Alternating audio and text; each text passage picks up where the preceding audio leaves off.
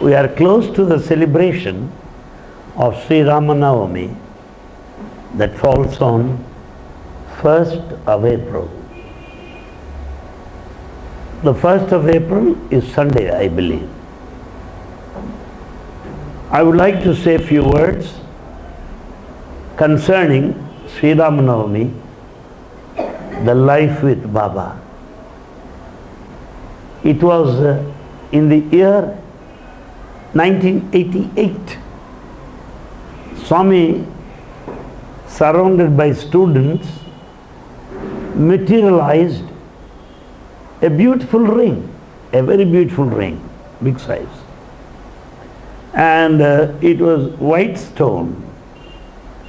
And Baba said, this ring is materialized, which was presented by King Janaka, the father-in-law of Sri Ramachandra. Janaka, the father-in-law. And he presented this ring to Sri Rama. The presentation of the father-in-law to the son-in-law. King Janaka presenting the ring to Sri Rama. Watching the mood of Swami and the gathering, I take some liberties now and then and try to make Swami happy, smile. What I said was, if Sri Ramachandra is also expecting rings from father-in-law, how about we poor human beings? Naturally, we too want more from fathers-in-law. Then Swami said, what? No. Sri Ramachandra is not like that. He doesn't expect from father-in-law. No. Huh? What do you say? His father also gave him ring. Then out of divine prestige, he materialized another ring with a green stone this time. This is the ring presented by the father. So the father and father-in-law presented two rings to Ramachandra. One green stone, another white stone. To irritate Swami now and then is also quite interesting. And then he materialized the two rings I saw, which are so big. Then I said, what, this size of a ring? Such a big ring, Swami? What? And Baba immediately says, he is not like you fellows Lilliputs. Ramachandra is beyond 7 feet, tall man, well-built personality. Ajanubahum, Aravindadalai Raksham. Such a personality he has. So he has got that ring. Good. Then next day, I said, I want to see Sita's necklace. He said, hey, don't talk, keep quiet. I said, Swami, I want to see. Hey, no, don't talk. Then what I did was, I made students ask Swami, Swami, Sita. Then Swami said, you have got a bad leader, Anil Kumar. He is instigating you to talk like that. Swami, boys. One day we had been to Mr. Raman's house for lunch. Raman was Advocate General at the government of Tamil Nadu, who has his house on the mountain top in Kodaikanal. We went for lunch there. And beautiful swing for Swami. I got all those photos, though I have not, made them into laminated things to be kept here. Beautiful swing, Swami, full of flowers and all that. Jula. And Swami was sitting there. I went softly and said, Sita necklace, Swami. Right? There is lunch there. Wait, Swami. Then he said, all right, boys, come here. Then he materialized Sita's necklace. Wonderful. Full of diamonds. and 3 stones at the center, 1 red, 1 blue and 1 yellow. 3 stones, all diamonds. This is the, are you satisfied? Keep quiet, he said. Swami, let me touch it. All right, but don't pocket it. And he made everybody see that. Sita's necklace, so beautiful. We also saw the chain of Ravanasura. Swami materialized without our asking. Because we can't ask, I want to see Ravana. Then he will say, are you Ravana for yourself? By any chance. So he said, I will show you what Ravana. A very big chain came up to this. Up to this. All are Sivalingam, all. Center 3 stones at the bottom. Something like a garland. For that fellow it's just a chain. For me it comes up to this. For me it's just a chain. And all are Sivalingas. And Swami said, this chain of Ravana has 365 Sivalingas. 365 to worship 1 lingam a day. 365. And 3 stones again, blue, yellow and red. But they are again in Sivalinga form, this much of size. Very heavy. Even it is given, you cannot bear the weight because of the personality of Ravana. Oh yes. That also we have seen. And another occasion, that was the season of Ramayana. 88 was the Ramayana season. He was speaking on Ramayana every day. And one day, he materialized golden deer that Sita wanted. And in search of golden deer, Rama went. That led to separation. He said it, and that golden deer is still there in our museum. Swami materialized Hanuman also. That's also there in our museum. That whole season, 1 month, he was speaking on Ramayana every day. And as he was speaking, he was acting like Ramachandra. We feel as if he and Rama are one. He and Rama are one. And while teaching, Swami has a technique. He wants boys also to learn some lessons. Apart from listening to the story, they should also pick up some values. How does he teach values? When Sita was separated, Rama and Lakshmana were in search of Sita. Suddenly Jatayu bird dropped a bundle of jewels. You know that story. And then Lakshmana picked up that bundle and started looking at those jewels. And then he took these jewels to Ramachandra. And then he asks, do they belong to Sita? And Rama says, I do not know. I do not know whether they belong to Sita or not. Now Swami adds his comment. Unlike modern fellows, who have got the stock of the father-in-law property, how much of property has given, how much of jewelry that wife has, Rama is not like that. Meaning he wants boys not to be mindful of the properties that they are likely to receive from father-in-law. No. Rama is like that. And then Rama says, Lakshmana, do you know the jewels? No, Swami, I don't know. Why? I never looked at her jewels. I see. Then what did you look at?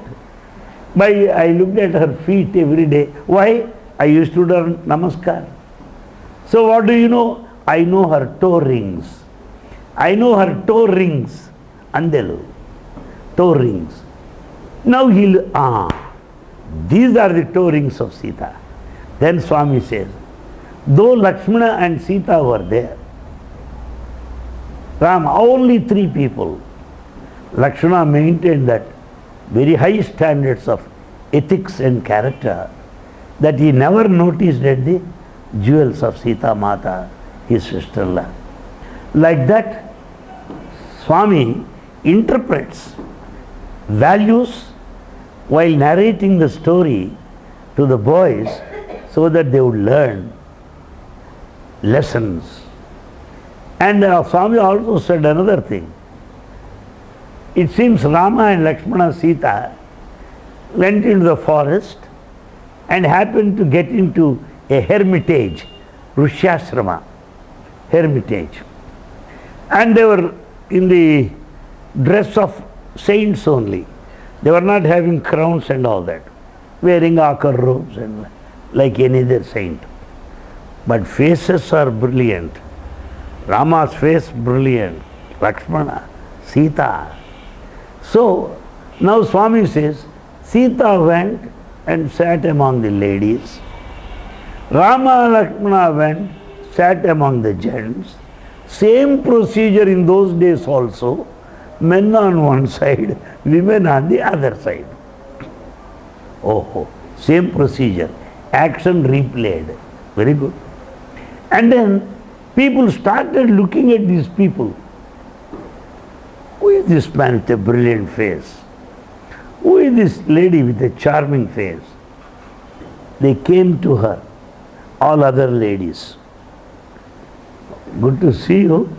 Is your husband also here? Sita said yes. And they were pointing out, is he your husband? She says no. Is she your husband? No. Finally they have shown Rama. Is he your husband? She bent her head. Now Swami says, so long is that God, no, no, no, no. When you face God, face to face, you have no answer. You are speechless. You are wordless when you encounter God face to face. This is philosophy. Because he comes to experience. You cannot show him. And then Swami adds another lesson. Sita, unlike modern women, did not say, Rama, my husband, get up, get up. She did not say. Only modern girls say that. Like that, Swami was interpreting whole Ramayana, that season 88. As I think of Sai Ram Navami, I remember those beautiful moments with Swami. How he cared for me. My first visit in the company of Swami, in all closeness, I never knew that Swami would come so close to us. I know today it looks like a dream. We had been to Ooty, a very cold place. I come from Pakka Guntur, very hot place, a place of chilies and cotton. But Ooty is a very cold place. And I was there in that room, and Swami said, this is your bed. Okay. And then Swami didn't keep quite there. Lie down, he said. Then here is your blanket. Cover your body. Are you comfortable? Swami, I am comfortable. After 5 minutes, Swami again comes into the room. Is it warm enough? No, no, it's very cold here. Arey boy, get some heater for Anil Kumar. They kept heater. Then after 10 minutes, again he came. Is it warm? So, no, no, no. They're still feeling cold. This is my personal blanket, which I use. This I'll give. Come on, lie down. He covered the body. And which is in biscuit color, with a deer at the center. Very soft amount. And how do you like it? Swami, very nice. Then it's good night, good night. Then he leaves the place. How to believe it true? How to believe it to be true? I am not able to believe it now. It all appears to be cock and bull story to me. But that's all True. First time I had exposure, first time face to face Swami, living with him, how he showers love. And I got the habit of drinking coffee at 5 o'clock in the morning, first cup, right from my childhood. What to do?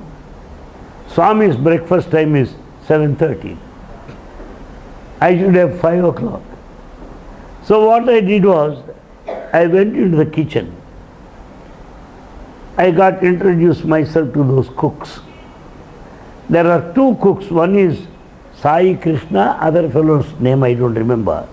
Those two cooks are from Anantapur. They said they were very happy that Anil Kumar is talking to cooks and all that. They are very happy. Then I just asked, when do you get up usually in the morning? They said, sir, we get up at 3:30, 4 o'clock. Why? Sir, breakfast has to be ready.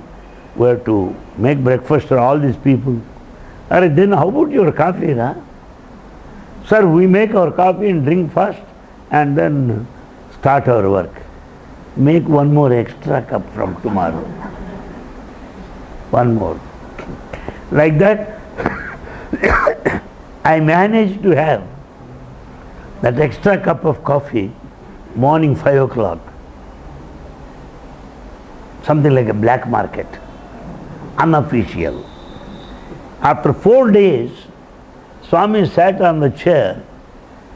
He called that cook, right, come here. All are seated there. That cook came. What is our breakfast time? 7:30, Swami, right?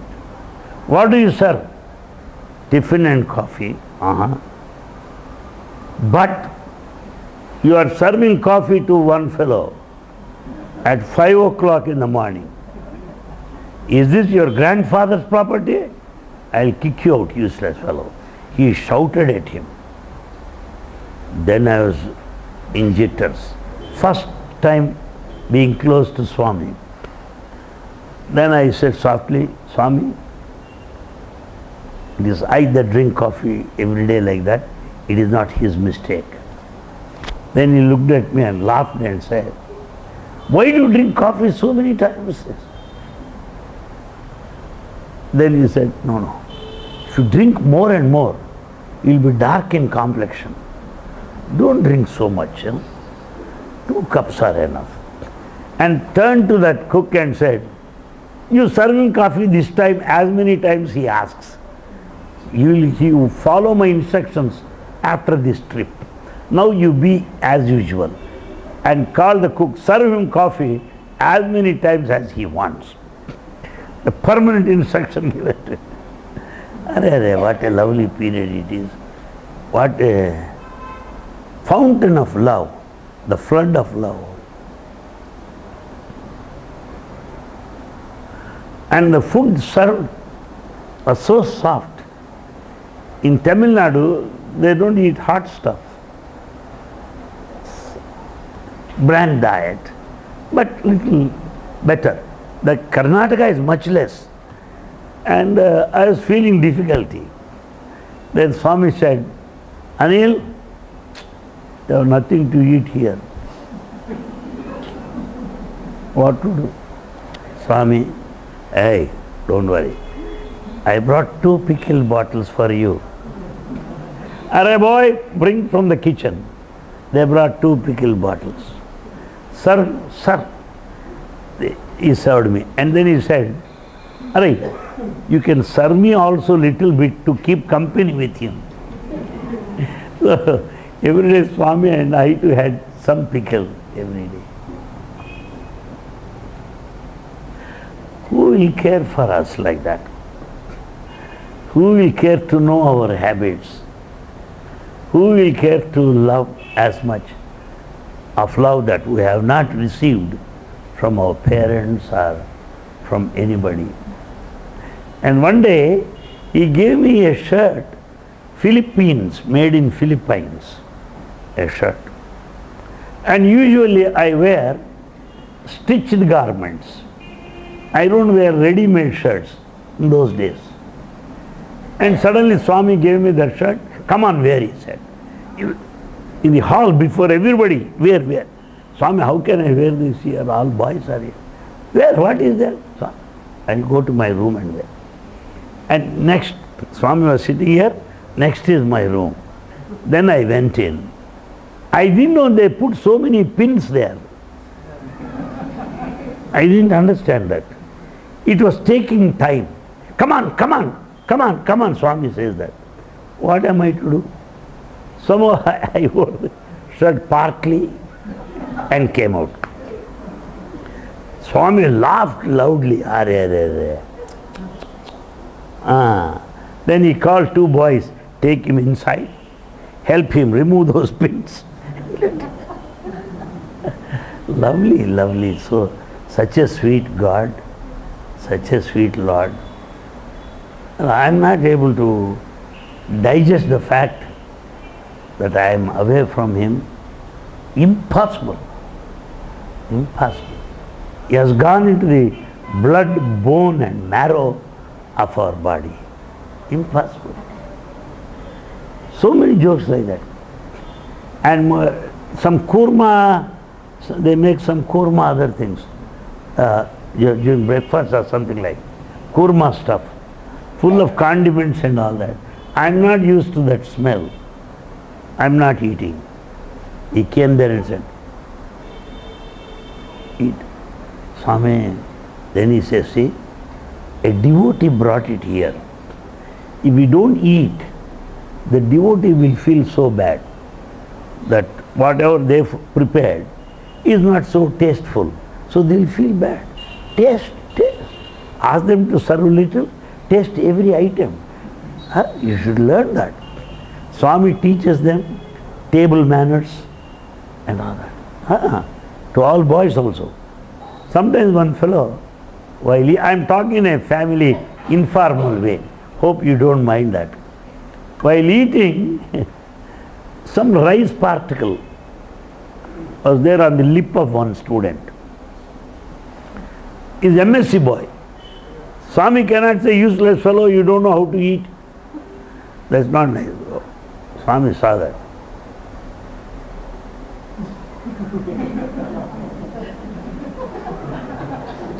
See that, huh?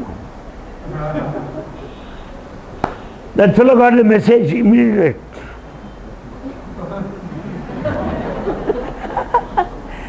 Without hurting anybody. And in those days, I think it was 89, I believe, the first summer course, we were sitting on the dais. Suddenly I didn't know that, I kept my leg like that, usually. That's what our habit. I didn't realize it. Swami,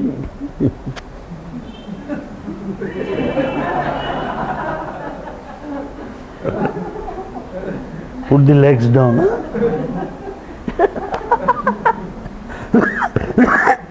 So soft, so nice, so delicate, so sensitive is Bhagavan, so sensitive is Bhagavan. And I have got some fascination for dress from my college days, because I am from a Christian college where dress is the discipline. Dress is the discipline.